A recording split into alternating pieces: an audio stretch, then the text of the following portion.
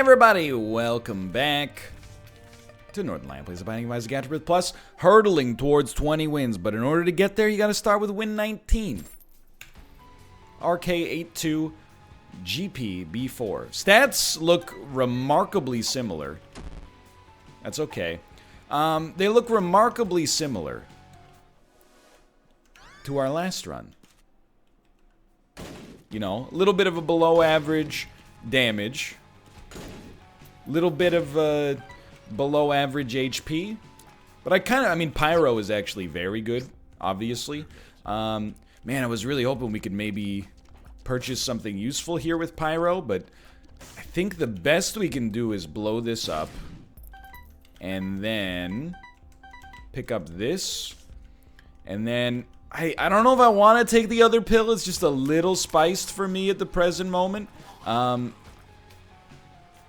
You will probably never convince me that the D12 has merit as an item, at least like consistent merit. We're gonna try.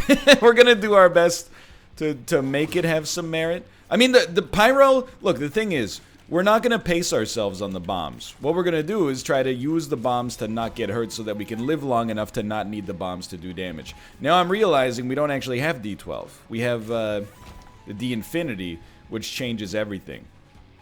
Because now we have the D4. The D Infinity is gonna function quite similarly to the D100, because it kind of is the D100, along with being every other, you know, item with a dice component whatsoever. But we're not gonna D4 just yet. The thing is, I wanna let it ride for one floor with Pyro. We just have to be slightly more concerned. Good. You see the dodges in there? That was incredible. We have to be slightly more concerned because if D4 screws us, you know, if it gives us garbage, we're stuck with it. Now, we might still... I don't think we're going to lose 99 bombs now that I think about it, but I'd rather just make it through this floor and then see where we stand after that. Well, you know, at this point, I'm okay with that then. Because we got another battery charge immediately. I think really, like, I don't want to be too mathematical about this run, because to be honest, like, what do I know about the mathematics of the game? But my hunch for certain is that the more times we use the D Infinity, the better off we're gonna be. I would like to get off of Guillotine, like, as soon as possible. Man, I was really hoping we'd get one key back minimum, but that's okay. Sorry, 78 bombs. No, I don't really want that. I mean, like, realistically, I'm not trying to make this like, oh, this is a really scary moment for Isaac, because I honestly don't believe that's... Well, that was lucky. I don't believe this is actually the case. Like, I think we're in a pretty good spot on this run, but we really want to, like, make stuff happen. That's not even close. We really want to make stuff happen on this floor. Even if we could just get set up with a half-decent run and then ride that for a long time, that would be totally okay. Reroll these bad boys. Is that an ancient recall? Yo, we're starting to build something. I'll take it to a clubs early and then get me the heck out of here. So everything is hunky-dory. Anyway, how we doing? It's the same day, honestly. It's still Monday, March the 16th. Everything's okay. Things are going well. Cats are good. Humans are good.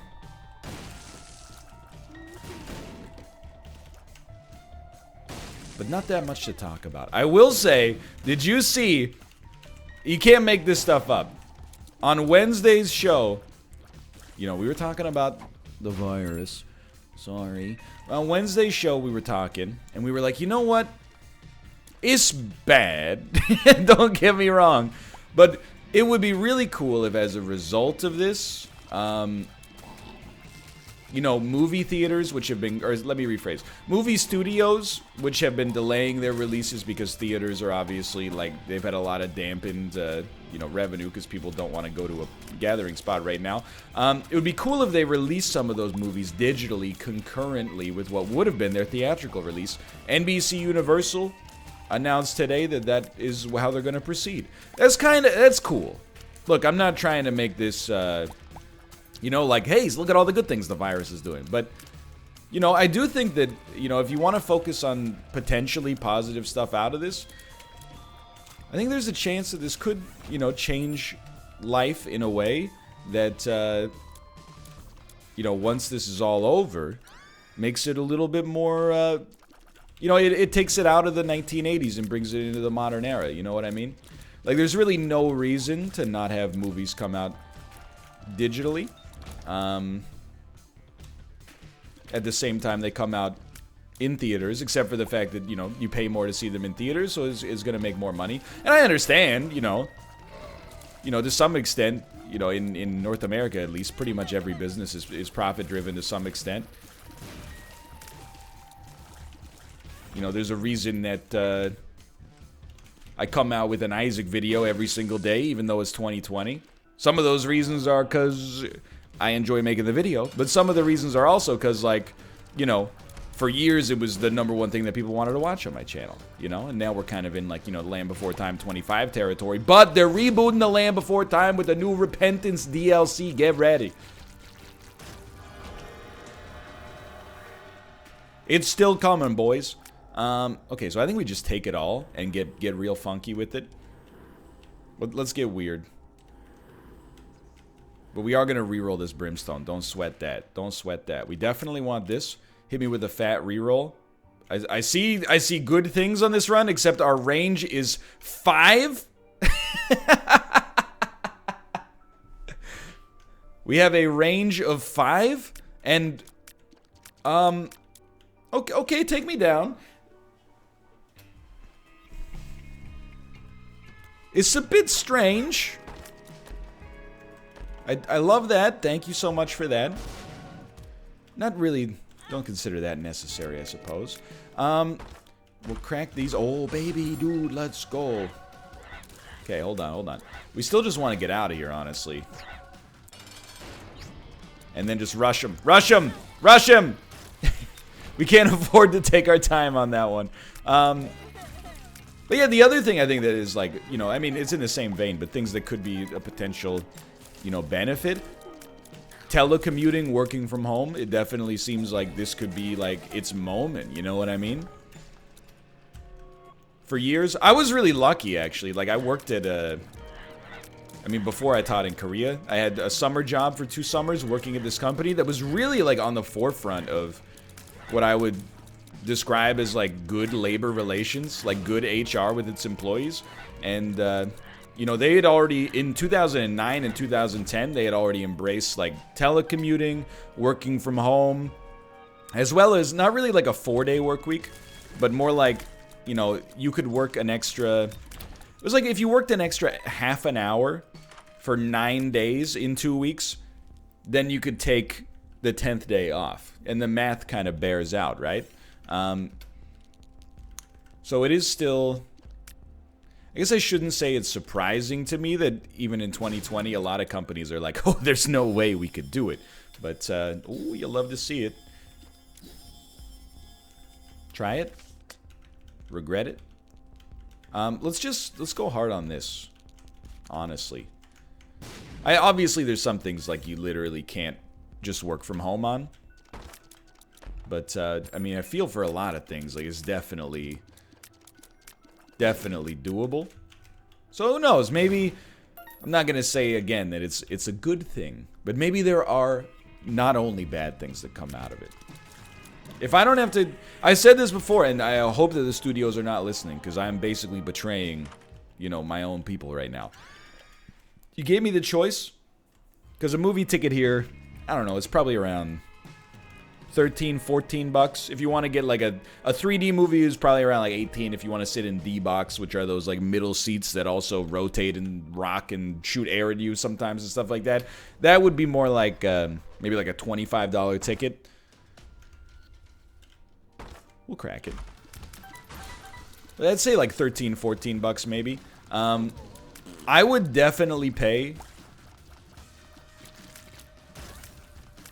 I was trying to think of what's appropriate. Because, like, obviously, like, when me and my wife go see a movie, it's not just 15 bucks, you know? It's 30 bucks because we're getting 2 tickets. And then, you know, 2 tickets for public transportation would be, like, 6 bucks. Or, alternatively, you know, we're parking, and that could be 6 bucks as well. I know you're like paying for parking at the movie theater. Doesn't it have a parking lot? Look, okay, we're in the movie theater we go to is in the downtown city center. You gotta you pay for parking here. I know it's another it is what it is. It's part of living in the city. It's the tax you pay for not having to drive 75 minutes to get to the grocery store. But regardless, that was a misnomer as well. But and then if you eat dinner out, I mean, the dinner is not really the movie's fault, but, you're talking about throwing another, let's go, that's what we were looking for. Maybe another 30 bucks at a relatively cheap place on. This is Canadian dollars for the record, but, so, it gets quite expensive. I would pay, like, the price of 2 average adult movie tickets to watch the movie at home on release day. For sure. I mean, for me, that's what makes sense. If you, like, are seeing it alone, the optics on that don't really make sense. Or they don't make as much sense, at least. But now, the actual cost to, deliver it digitally is very low, admittedly. But at the same time, we haven't really worked on that sort of economy for a long time, right? I think. Like, you can't really... Are people still going to restaurants and being like, $3.50 for French fries. There's only like 60 cents worth of potatoes in here, Like there's other stuff going on, They're paying the actors' salaries and the marketing budgets and the, you get the idea. It's the same reason, like, a Twitch subscription doesn't have $5 of materials in it, but once you factor in, keeping me fed and clothed and housed, well, it's got to have at least like 20 cents. We're getting there. We're getting there at least, but I'm being 100% sincere. I'm not trying to be like a bootlicker to the movie studios. I would pay 25 to 30 bucks to watch a movie in the comfort of my own home the day it came out in theaters. It would basically what I'm saying is not even related to the cost of the movie. It's more like you don't have to offer me a financial incentive to not go to the movie theater. I would pay the same amount. I wouldn't pay more, I think. I wouldn't pay more to not go to the theater, but I would pay the same. And I understand I don't have a 400-foot screen in my home. You're absolutely right. And I don't have the Dolby Atmos sound, but I just don't care, For me, like Dolby Atmos sound, big screen, etc., etc., I guess I like it, but like 5 minutes into the movie, I don't even notice anymore that it looks better than like my phone screen. I know that sounds crazy, but I think that a lot of people will be with me on that one. It's obviously better than my phone screen, but the brain acclimates very quickly, The other thing is, not having to go to the movie theater saves me like, 30 to 60 minutes of travel. That in and of itself is worth something to me. Not because my time's worth something, but just because I don't like to drive. I don't mind it, but like, when a movie's over, I'm like, I'd rather just be, like, at home. I would love to... I'm the guy who's, like, as soon as the movie's over, I, like, press on my thighs to get up, and I go, time to brush my teeth. That's me. And I am living for it. So maybe, who knows? I mean, here's the thing, is if this ends up being a... forgive me, but I'm just gonna go because we're like so dominantly positioned already here. If this ends up going on for a few months, you got what are these companies gonna do? They could postpone, but that's gonna really obviously affect them financially in the year 2020, which at this point is unavoidable, I guess. But you guys have big movies coming out this year. You got Christopher Nolan's Tenet. You got the Marvel movies I mean, I guess Spider-Man Far From Home was the first Marvel movie post Endgame, but like you got some big movies people put some serious money into. You can't push them all to 2021. Maybe you can. I don't know. I'm just interested to see how companies react. I think I'm looking at our rate of fire and shot speed here, and I'm thinking this is where we're going to stay.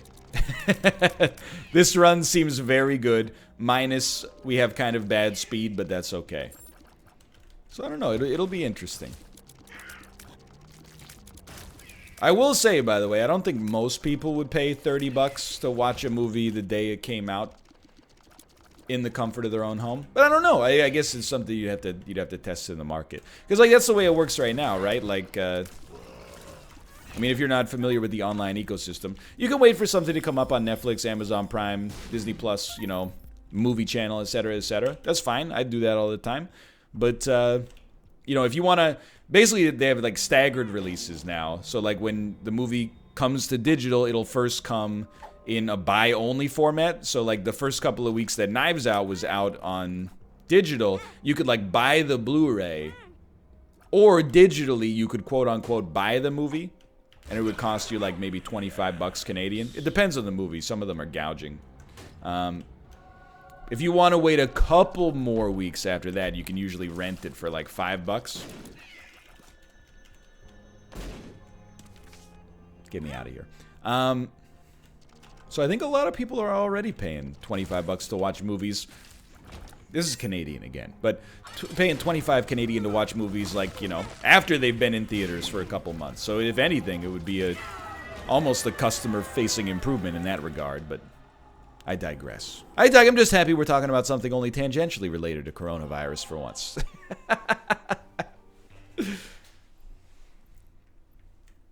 Anyway, we're moving on here. I was just about to say it's Tuesday. It is not Tuesday. As mentioned earlier in the video, it is still Monday. I'm also interested to see, like, dude, you may have seen me do this already because it's like a week ago. All the Vancouver Canucks who have a social media presence on Twitter, I'm tweeting them. I'm not, by the way, I'm not going like, hey, big fan, if you ever want to stream together, just let me know. I'm tweeting them like, hey, please stream. Like, it would be really, I'm going through hockey withdrawal. You should stream some NHL 20. I'm like, so many people have propped up, or cropped up, I guess is the word. And they're like streaming the digital version of the NHL season, and I'm like, that's really cool. Don't get me wrong, that's a cool thing to do. But at the same time, I'm like, I don't know your personal lives, NHL players, but y'all can't be that busy right now. You go to the gym and work out for a couple hours in the morning, check the news, you know, phone your family. You got a chance. You got a chance to maybe become a dual threat. I'm waiting for, like, you know how, like, I don't think this changed streaming forever, but I do think it changed Ninja's life, you know, when Ninja and Drake streamed together and he, like, exploded in popularity. I think this could be another moment like that as well. Not necessarily for me, but, like, for streaming in general. And I think, like, you know, for example, maybe you work on, like, a TV show or something like that. Popular TV show that has had production suspended. And you're like, what am I going to do with my time? Maybe I'll try out streaming on Twitch. You never know, dude. Why wouldn't you go to the deal with the devil? The sound was even still playing. That's just an embarrassment. I'm just prognosticating potential silver linings. Like, I don't know. It is weird. People have asked me, like, hey, NL, like, I know that this whole, you know, virus stuff is pretty bad, but, like, how do you feel about, you know, how you're positioned as, like, an influencer who works from home? And I'm like, I don't really want to answer the question. It's like the same way I feel about what might be this impending financial crisis, where I'm like, you know, yeah, in some ways, like, I'm well positioned, but at the same time, it feels weird to talk about it because it's like, you know, people are going through some serious stuff. I guess, like, you know, it is, Let me put it this way. This is coming from a place of true sincerity. I am happy to be able to, you know, especially with so many people working from home and being anxious and stuff like that. I'm happy to be able to provide some entertainment in the same vein of what I normally do, but maybe it means more in some way right now. I think that's probably fair to say. In terms of, like, you know, how does it impact my numbers and viability? It's not really the right time to concern yourself with that, I think. I think that's... Once you start talking about that stuff, you're like, you know, you've turned into like a caricature of an evil CEO. I mean, the virus is pretty bad, but on the other hand, it's gonna be great for my Isaac videos. Like, you know, you can discuss that in a GDC post-mortem in 2022. For now, let's just worry about trying to convince more of the population to wash their hands, which apparently a lot of people out there still believe that they are allergic to soap, or if you wash your hands, the virus wins. The virus hates your freedom. But yeah, there could be silver linings. I will say too, like, a part of me wonders if, and I'm not, again, let me rephrase, not that this is a good thing, but I wonder if this might bring communities like a little bit more together. Because, like, you know, I've lived in Vancouver for like 8 years. I have never cared at all about who my neighbors are. But, you know, now that we're going through some stuff, I find myself, I haven't done it yet, but I find myself, like, wanting to check on my neighbors. You know, I'm young and able-bodied, and, you know, financially we have the means to provide for some people in our community without putting ourselves out. So, like, I find myself being like, you know, I should go knock on our neighbor's door and be like, you know, hey, you know, you got, like, 2 super young kids, is there anything you need from the grocery store? You know, or like, hey, you know, you and your wife are old as dirt. I just wanted to add a little sandpaper in it so it didn't make me seem like too good of a person, which is, I'm not comfortable with that designation. So, but yeah, you guys are just, you are old. You are just ancient. So is there anything you need from the grocery store? I wonder if it might be, I don't know if it's going to be like this worldwide, right? Because it's a little bit of it's a strange crisis. It's a weird crisis where coming together in a literal sense, not in that way, but you know what I mean, is potentially deleterious, right? But coming together in like a spiritual sense, and not like that, you weirdos, you know, it could help out a lot.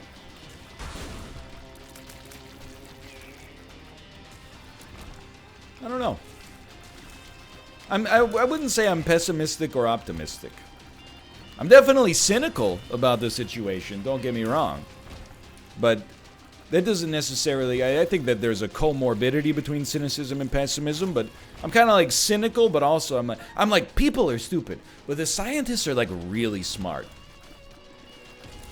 I can't believe that we have not had scientists yet just go, I mean, I guess this is not really their purview, but like public health officials, I can't believe they haven't started like going up with screenshots of Facebook and just been like, hey, you see this person, Jennifer, CEO, School of Hard Knocks, graduated from None Ya Business, 1986. Yeah, this is misinformation, and we're throwing you in the slammer. We're putting you in prison. You're endangering the public. I feel like that's where I would be. So I really feel like these public health officials, at least in Canada, have the patience of saints, essentially.